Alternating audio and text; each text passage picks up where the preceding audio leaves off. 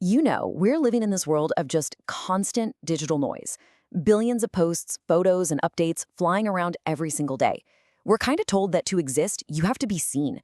But what about the people who are always there, but you never see them? The ones who watch every story, scroll every feed, but never, ever post. Well, today we're diving into the psychology of the digital ghost. This is the big question, isn't it? I mean, we all know someone like this. They're active, they're definitely engaged, but their online profile is a complete blank slate. It's not that they're offline, far from it. They're just invisible. So, what's actually going on behind all that silence? And that's the really wild part, the thing that's so fascinating. This isn't about people who don't use social media at all. Nope. This is about people who use it all the time, but they choose to be one-way consumers.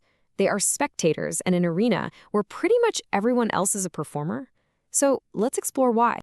Okay, our first reason is a huge one, and it's something called the performance trap. For a lot of people, social media isn't just a casual chat. It's a high-stakes performance. See, the digital ghost isn't avoiding community. They're consciously avoiding the stage. And this quote, wow, it just perfectly captures a specific mindset, doesn't it? It's not about having nothing to say. It's about this deep-seated fear that whatever you do say just won't be good enough. This is the inner voice of perfectionism in our digital age. And yeah, there's a psychological term for it, perfectionistic self-presentation. It's this really intense internal pressure to project an absolutely flawless version of yourself. And when you set the bar that high, posting anything feels like a massive risk. So the safest option, post nothing at all. So what this all boils down to is silence becomes a strategy. Think about it. It's a way to dodge judgment or misunderstanding. If you never share that photo, it can't be criticized. If you never write that caption, it can't be taken the wrong way. By not participating, they get to maintain absolute control over their digital identity, and it becomes a shield against the anxiety of just being seen. All right, let's switch gears to our second reason, and you'll see how this builds. This is a total shift, okay? We're moving away from fear and into a really deliberate choice. For this group, it's not about anxiety at all.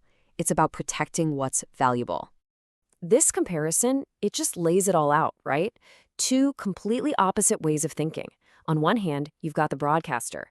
For them, an experience is validated, it feels more real when it's shared and liked. But for the digital ghost, the exact opposite is true. Sharing a precious moment online can actually feel like it cheapens it, like it takes something away. Their validation comes from inside, not from a screen. This actually connects to a bigger idea that's gaining a lot of steam, called digital minimalism. It's this whole concept that the most important parts of your life are off the record. Keeping that amazing vacation, that dinner, or that relationship offline isn't about hiding it. It's about preserving it, keeping it sacred just for yourself. Okay, so let's look at this from another angle. Our third reason completely reframes this behavior. What if we've been looking at lurking all wrong? What if it's not passive at all? What if it's actually an active, strategic choice for gathering information and getting a social edge? And yeah, you guessed it, psychology has a name for this too. Social information gathering. These folks aren't just scrolling mindlessly. They are using social media as a really powerful tool for observation. They're making sense of the world, piecing together the social landscape from a safe, quiet distance. And you know what? This position, it comes with some serious advantages. Think about it. They know what's going on with everyone, but no one really knows what's going on with them. They can track social trends, group dynamics, all the important news without ever revealing their own cards. This knowledge gives them a unique sense of security, and you could argue, a kind of power. Okay, so finally, let's get to our fourth reason. And honestly, this one might be the most relevant for us today. Consciously stepping off the hamster wheel, opting out of the addictive feedback loop that drives so much of what we do online. I mean, this is the loop, right? The one millions of us are stuck in every single day. First you post, then you wait, kind of holding your breath. You get that little reward of likes and comments, that little dopamine hit. And then what? You start craving the next one. It's a really powerful psychological cycle. And here's the payoff. By simply choosing not to post, the digital ghost steps outside of this entire system. They don't have to worry about why a post didn't do well or stress about who did or didn't like their update. They've basically unhooked their own well-being from the total chaos of the algorithm. They are using the tool, not letting the tool use them. So, okay, let's pull all these threads together. When we look at all of this, what does this silence really mean? Well, it's not one single thing. It's a complex and, more often than not, a very intentional choice. Maybe the best way to picture this is with an analogy. Imagine social media is a giant masquerade ball.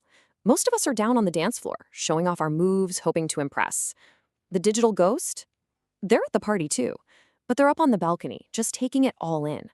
They see everything, they hear the music, but they've made a conscious choice to watch the dance, rather than risk being judged for their own steps.